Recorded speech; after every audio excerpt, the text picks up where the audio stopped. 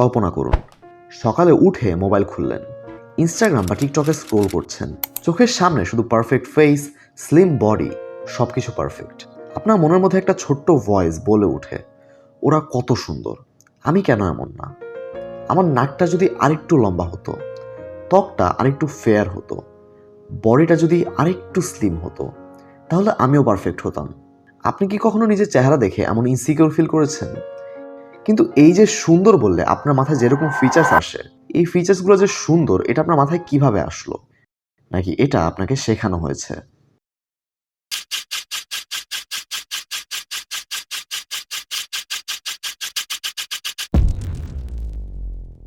ঐতিহাসিকভাবে বিভিন্ন সময়ে, প্রাচীনকাল থেকে এখন পর্যন্ত বিউটি স্ট্যান্ডার্ডস কখনো সেম ছিল না। I think wearing makeup is you're changing your physical appearance. You're making typically yourself look more.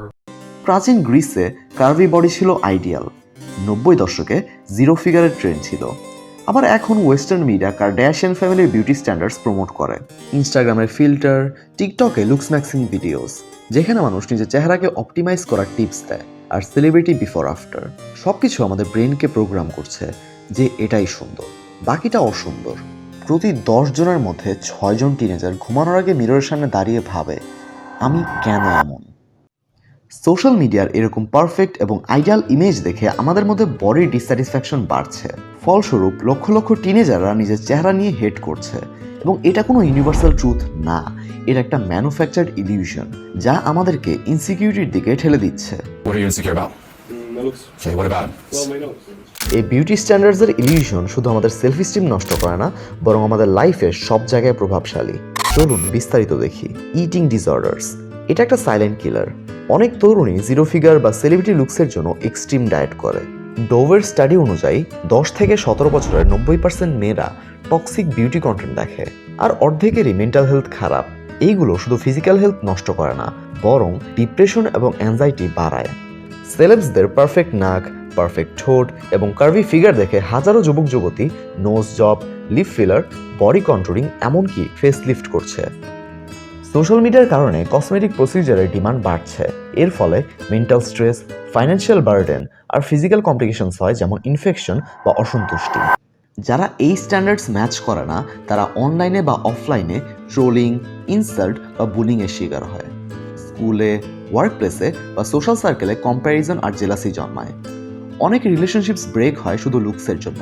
অনেকের মাথায় চিন্তা থাকে, আমার ওয়াইফের ফিগার কেন সেই সেলিব্রিটির মতো না, কেন ওর চেহারা পারফেক্ট না?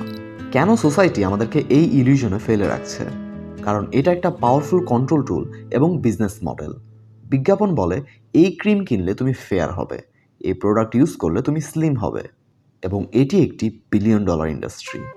ইনফ্লুয়েন্সাররা প্রোডাক্ট প্রমোট করে লাখ লাখ টাকা কামায়, আর সোশ্যাল মিডিয়া অ্যালগোরিদমস আমাদেরকে আরও বেশি টাইম স্ক্রোল করায়, যাতে আমরা আরও বেশি অ্যাডস দেখি। আমরা নিজের সেলফ ওর্থ জাজ করি শুধু অ্যাপিয়ারেন্স দিয়ে, আর কখনো স্যাটিসফাইড হই না। এটা ক্যাপিটালিজমের একটা অংশ, যেখানে ইনসিকিউরিটি ক্রিয়েট করে প্রোডাক্ট সেল করা হয়। সোসাইটির বিউটি স্ট্যান্ডার্ডস কখনো সেম ছিল না, এটা আজীবন বদলাতে থাকবে, এবং এটার পিছনে ছুটলে আপনাকেও আজীবন বদলাতে হবে, এবং হয়তো তার মাঝে আপনি নিজেই হারিয়ে যাবেন। আপনি হয়তো কারো লুকস দেখে প্রেমে পড়ে গেছেন, তবে আজ থেকে 16 বছর পর হয়তো তার এই লুকস থাকবে না, কিন্তু তার ব্যবহার, ম্যাচুরিটি এবং কেয়ার সারা জীবন থাকবে। লুকসের বাইরে দেখুন, অ্যাট্রাকশন আসে এনার্জি, ইন্টেলিজেন্স, হিউমার এবং কাইন্ডনেস থেকে। আমরা এতদিন সুন্দর হওয়ার চেষ্টা করতে করতে একদিন বুঝি, আমাদের নিজের মুখটাই আর আমাদের নিজের মনে হয় না। সৌন্দর্য কোনো ইউনিভার্সাল ট্রুথ না, ইভেন সৌন্দর্য এক্সিস্টও করে না। এটা সমাজ, মিডিয়া আর মার্কেটে তৈরি একটা ইলিউশন, যা আমাদের ভাঙছে। হয় সব কিছুই সুন্দর, না হলে কিছুই সুন্দর না। স্ক্রোল করবেন, কম্পেয়ার করবেন, কিন্তু আজ একটু থামবেন।